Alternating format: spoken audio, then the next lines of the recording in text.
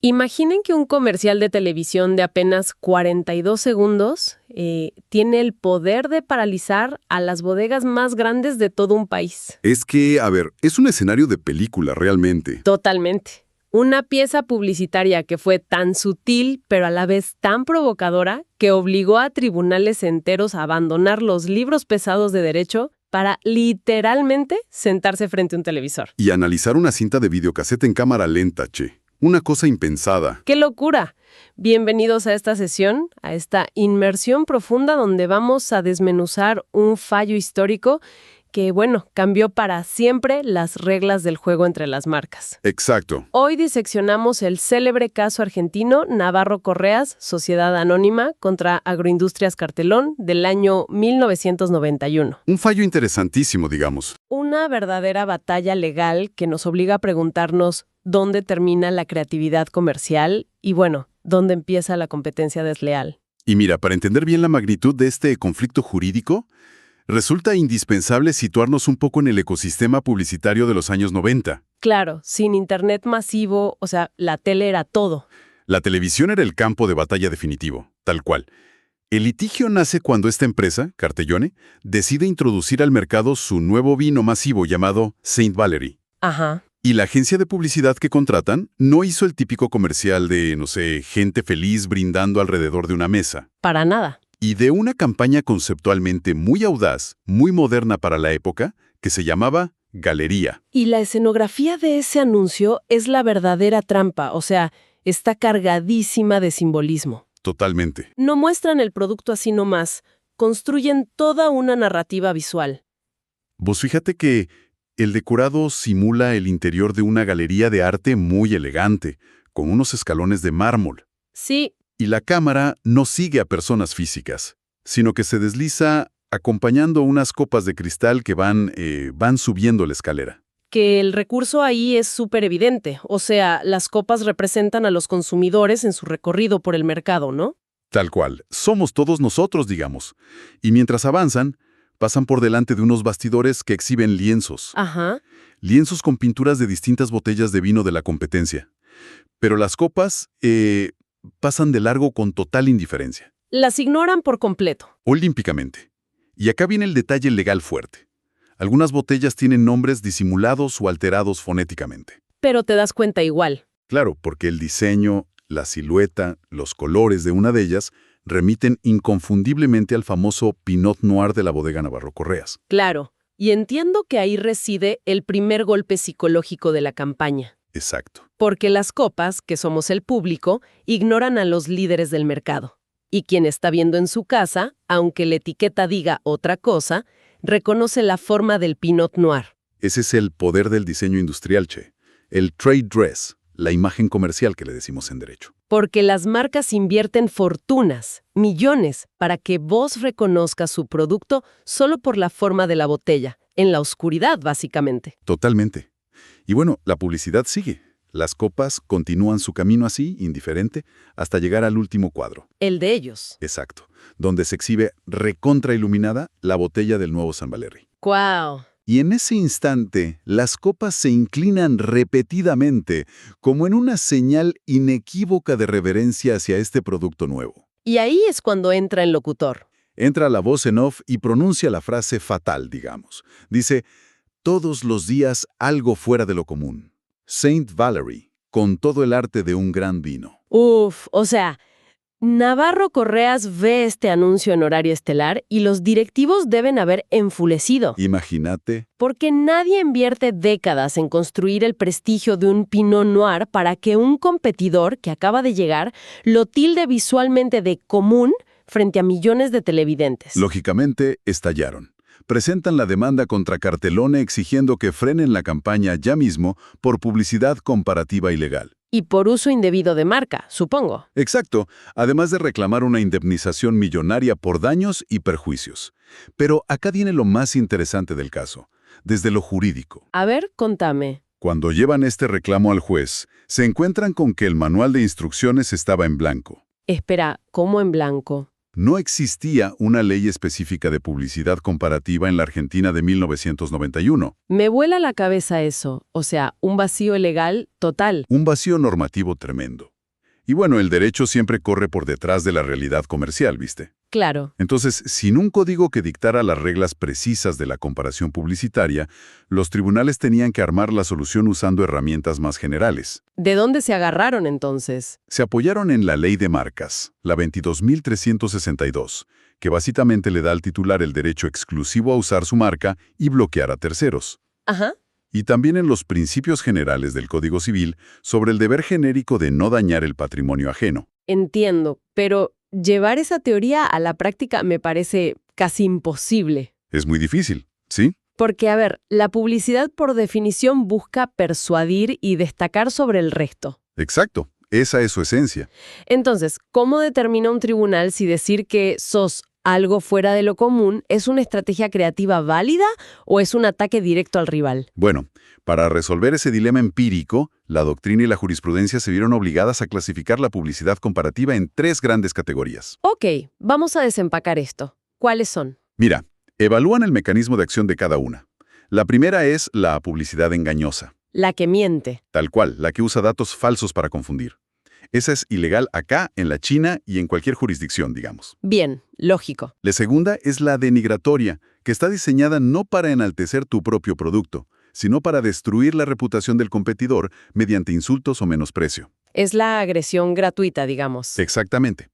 Y la tercera es la comparativa simple u objetiva, que es la que confronta características medibles, empíricas y demostrables. Como, no sé, comparar precios. Claro, el precio, las dimensiones, el tamaño del motor de un auto, la composición química. Cosas objetivas. Claro, pero sintiendo bien, el problema con el comercial de galería es que no encaja para nada en la cajita del objetivo. Para nada, che. O sea, no están comparando la graduación alcohólica del vino ni el precio en los supermercados. Están jugando con conceptos recontra etéreos. Totalmente etéreos. Insinúan que el vino de la competencia es algo común frente al gran arte de St. Valery. Es una comparación implícita y 100% subjetiva. Y ahí, justo ahí, es donde el tribunal se parte en dos.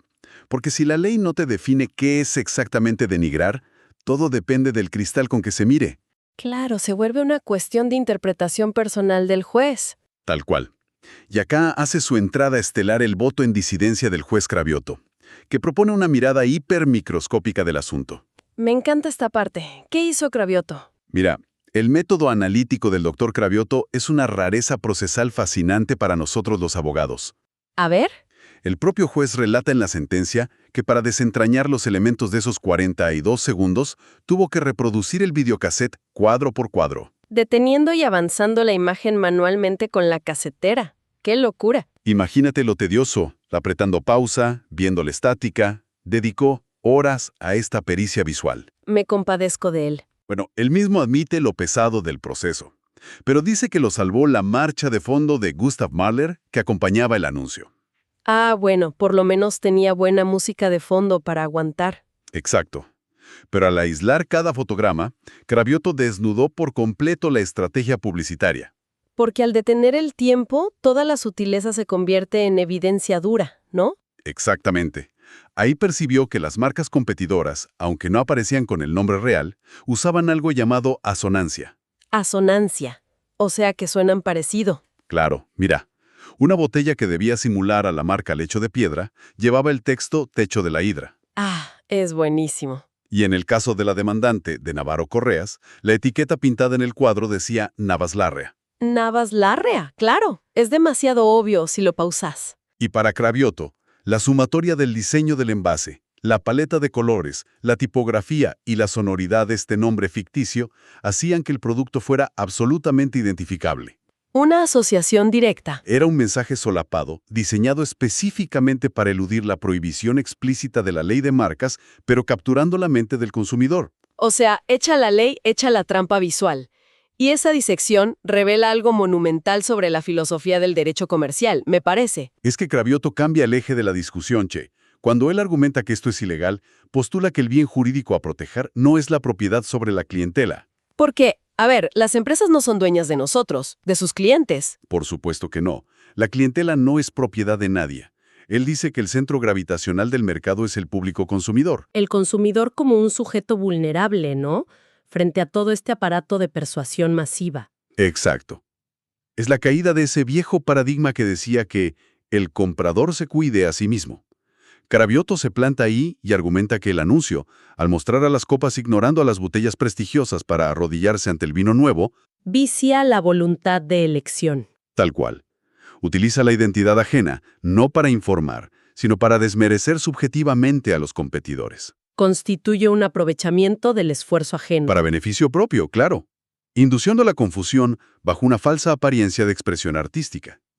Desde esta óptica analítica, el fallo a favor de Navarro Correas parecía inevitable. Claro, si uno lee únicamente los argumentos de Cravioto, te quedas con que la campaña es una manipulación indebida y punto. Caso cerrado. Pero la justicia nunca es un monólogo. Aquí es donde se pone realmente interesante, ¿verdad? Totalmente, porque la visión microscópica tiene sus detractores. Los jueces de la mayoría, Pérez, Delgado y Farrell, le dan un giro radical al enfoque. ¿Qué plantean ellos? Cuestionan el método mismo de evaluación de Cravioto. Dicen, la ley no le puede exigir a la sociedad que interprete la televisión como si fueran analistas forenses. Claro, la gente no mira la tele con un anotador y pausando cada medio segundo. Exacto. El estándar de percepción es el corazón de la sentencia de esta mayoría. Ellos rechazan el análisis de laboratorio. Tienen un punto muy válido ahí. Sostienen que el mensaje publicitario debe juzgarse en la forma en que fue concebido para ser recibido. O sea, velocidad normal. A velocidad normal, por un espectador medio, en el sillón de su casa y con el nivel de atención promedio que vos le prestás a una pausa comercial. Y eso te cambia el paradigma probatorio por completo, porque a velocidad normal, esos detalles fonéticos de Navas Larrea frente a Navarro Correas pasan desapercibidos en fracciones de segundo. Pero totalmente. El consumidor percibe una atmósfera general, un concepto de elegancia, pero no hace un desglose técnico de etiquetas rivales. Y al restablecer la reproducción a su tiempo natural, ¿qué deciden?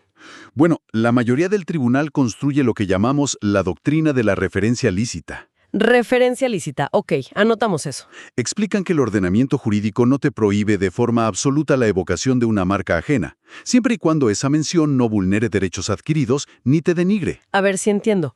La prohibición legal busca evitar que un productor use tu marca para vender sus propios productos y confundir sobre quién lo fabricó. Exacto, que no se cuelgue de tu nombre para engañar sobre el origen. Pero no te bloquea la posibilidad de usar elementos de la competencia como un simple, no sé, marco de referencia de lo que ya existe en el mercado. Impecable, es tal cual lo decís. A ver, para aterrizar un poco esto de la diferencia entre referenciar y competir deslealmente, a mí me sirve mucho pensar en una analogía musical o de arte. A ver, decime. Es como la diferencia entre mencionar a un artista rival en la letra de una batalla de rap, que es una confrontación lícita parte del juego. Sí, el folclore del género. Claro, frente a robarle la base rítmica o la pista de voz sin permiso para vender un disco tuyo haciéndolo pasar por original. Esa es una excelente analogía, che. O llevándolo a la imagen del comercial, es como entrar a un museo.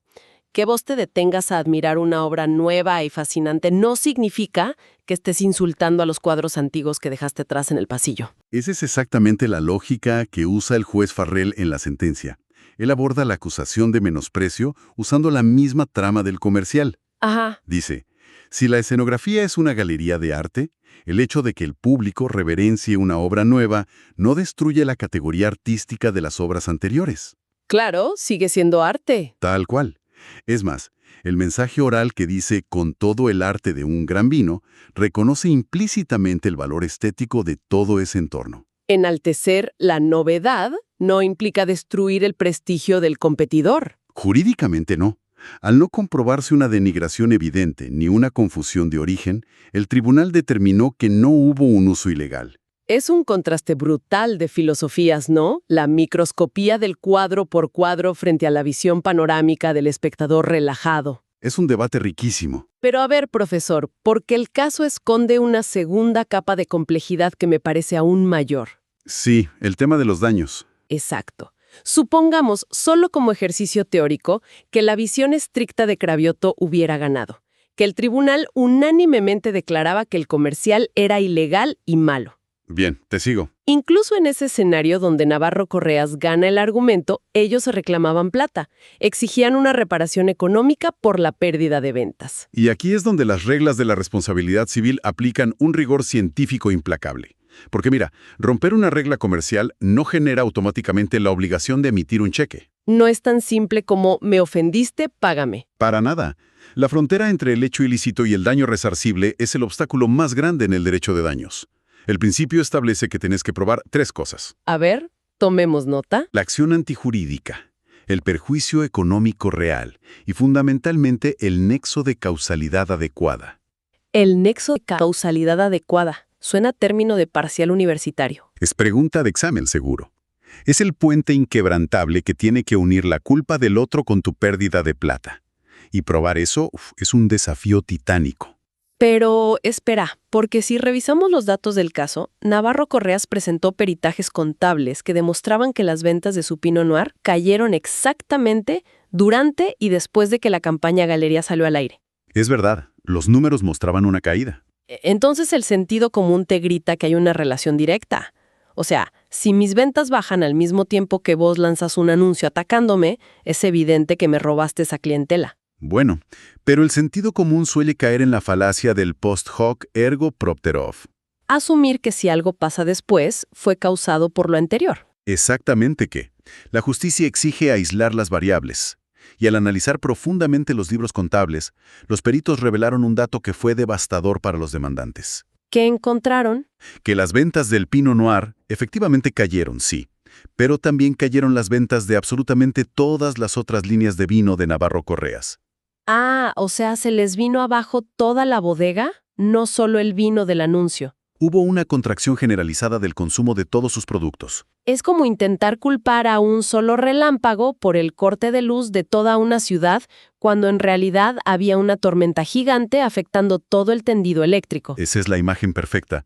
Hay cientos de variables macroeconómicas operando al mismo tiempo. Claro, la inflación, la crisis. Tal cual. Y el derecho requiere certeza probatoria. Para cobrar, la bodega necesitaba demostrar sin dudas que miles de consumidores cambiaron su decisión de comprar Pinot Noir para comprar específicamente St. Valery. Y que lo hicieron solo por culpa de ese videíto de 42 segundos. Imposible de probar. No podés descartar el impacto de la inflación, de otras marcas o simplemente un cambio orgánico en lo que la gente quería tomar. Entonces, ante la imposibilidad de establecer un nexo causal único y directo, todo el reclamo de plata se desmorona. Se cae a pedazos. Sin causalidad demostrada, el sistema no habilita la transferencia de plata de un bolsillo al otro. Resulta fascinante observar cómo el tribunal desmonta el caso pieza por pieza. O sea, no solo determinan que, a velocidad normal, la publicidad no era ilegal. Sino que además blindan la decisión con el tema económico. Claro, afirmando que los mecanismos que determinan si ganás o pierdes plata en un mercado son demasiado complejos como para echárselos en cara a una sola pieza de marketing. El saldo de esta sentencia es una verdadera cátedra sobre el equilibrio del mercado. Si sintetizamos los conceptos para estructurar el legado del fallo, emergen 3 pilares fundamentales. Perfecto. Hagamos esa síntesis conceptual. Un repaso rápido para quienes nos escuchan y quieren llevarse lo más importante. Bien, ordenemos la estructura. Primer pilar. Se consolida la figura de la referencia lícita. ¿Qué significa qué? Que la mera evocación de una marca competidora no es competencia desleal, siempre y cuando no haya apropiación de identidad ni una denigración explícita. Se permite la competencia agresiva, pero leal. Clarísimo. Vamos con el segundo. Segundo pilar. Redefine el estándar de protección al consumidor. El público es el bien a proteger, sí, pero el análisis de si hay engaño se hace asumiendo condiciones normales de consumo. O sea, a velocidad normal. Nada de disecciones de laboratorio cuadro por cuadro. Exactamente. Nada de distorsionar cómo funciona la tele. Y el tercer pilar establece un cerrojo muy estricto en materia de daños. El nexo causal. Las fluctuaciones en las ventas no te dan derecho a una indemnización si no tenés una prueba exhaustiva e irrefutable que vincule directamente esa caída con la conducta del competidor. Es una arquitectura legal impresionante y toda construida en los 90s con el objetivo de preservar un ecosistema muy frágil, ¿no? Totalmente. Se buscaba garantizar que las agencias pudieran innovar y ser creativas, pero manteniendo las defensas para que las marcas líderes no sufrieran sabotajes y la gente no fuera engañada. Pero claro, se legisló para un mundo de pantallas de tubo y cortes comerciales en la peli del domingo. Y esa es justamente la reflexión final que me gustaría dejar hoy en la mesa. Esa limitación tecnológica de la época abre la puerta a un interrogante evolutivo enorme. A ver, ¿cuál sería? El principio de velocidad normal de Pérez Delgado y Farrell presuponía que los mensajes fugaces de la tele no tenían la eficacia suficiente para vulnerar la voluntad del espectador promedio. Pero hoy el paisaje mediático mutó por completo. La interacción comercial ocurre en milisegundos. Y está mediada por inteligencia artificial, che. Hoy el entorno digital se rige por algoritmos que procesan millones de datos para hacer publicidad hipersegmentada. Es verdad, hoy los estímulos te llegan directo al celular. Y están optimizados desde lo neurobiológico para captar tu atención fugaz y generar decisiones de compra que son casi reflejos. En fracciones de segundo te venden algo. Entonces, ante este poder persuasivo nuevo, resulta provocador pensar, ¿sigue siendo suficiente la doctrina de la velocidad normal? Uf, ¿O en esta era digital para proteger verdaderamente al consumidor, la justicia del futuro se va a ver forzada a desempolvar la vieja lupa y volver al análisis forense cuadro por cuadro del juez Cravioto? qué pregunta tremenda para cerrar. Nos deja muchísimo para analizar sobre cómo interactuamos con las marcas hoy. Gracias a todos por acompañarnos en esta inmersión y nos encontramos en el próximo Análisis Profundo.